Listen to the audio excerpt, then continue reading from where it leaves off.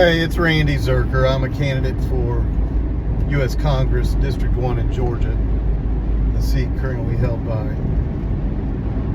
Buddy Carter. Now, if you know me at all, you know I'm not really a conspiracy theorist.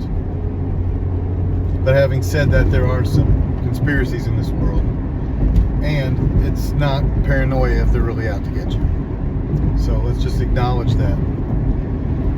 Let me tell you, whatever reason this administration is going with for this war,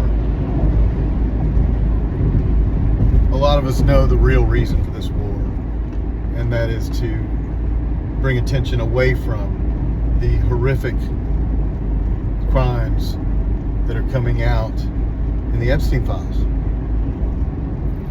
So this man is willing to bomb a school with 50 little girls in it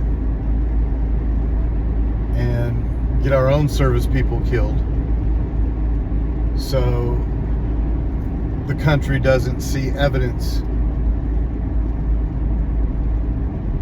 of this man who is our president being a pedophile, possibly a murderer, possibly a cannibal. Who knows? We'll never know until the files are actually released according to the law. So